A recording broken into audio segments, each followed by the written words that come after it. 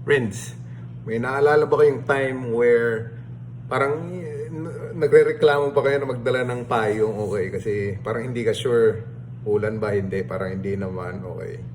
Or minsan naisip mo parang extra pabigat lang to, parang ang hassle, ibit-bit, okay? Paglalabas ng bahay. Pero that particular day, umulan nga.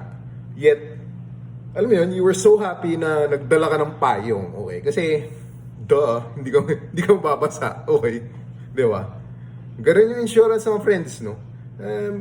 Minsan magko-contemplate ka, okay? Pag-iisipan, oh, worth it ba, okay? Parang hindi ko naman yata feel talaga yung, hindi ko naman feel yung, ano nun, yung benefit nun. Pero, ayun, legit yun eh, kasi hindi siya hard product na makukuha mo, okay? Essentially, promise yung binibenta namin mga life insurance agents. Pero, kaya na, kung covered yung event, okay, tapos you buy from a reputable na insurance provider, okay, meron at meron talaga yun, may bibigay, no? So yeah, ganun ang insurance mga friends. It's like that umbrella na you're hesitant to bring. Pero nung nangyari ngayong rainy day, from that day on, parati ka na nagdadala ng payong, okay? Kasi ang napaka-helpful na hindi ka mabasa, okay? Then, of course, alam naman natin alam mo yun, nung bata pa tayo na huwag kang mabasa sa ulan kasi makakasakit ka, di ba? And as we grow into adults, that still plays a part, okay? Kasi, ayan, obvious naman eh. Maligo ka sa ulan, di ba? Or mabasa ka ng ulan unnecessarily, you can expect na, ayun, pag you don't take care of yourself, lalagnatin ka na the next day. Di ba, friends? So, ganun nga yung insurance mga friends, no? It's better to have it than not need it, right mga friends?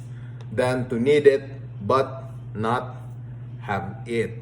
Right mga friends?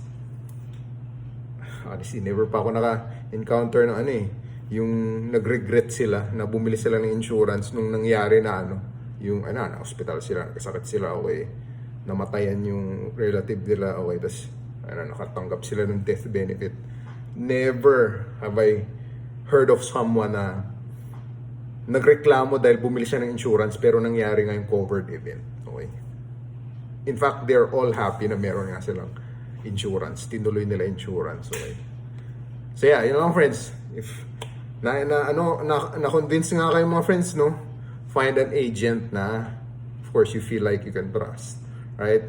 Tapos if you wanna work with me, click nyo yung link sa bio ko. Tapos, doon, may booking, may link doon to book a digital appointment. Right, mga friends? Thank you for watching. As always, mga friends, no? I hope naliwanagan kayo, okay? I hope nakaklarify ako sa inyo. Right, mga friends? Thank you for watching and see you on the next time.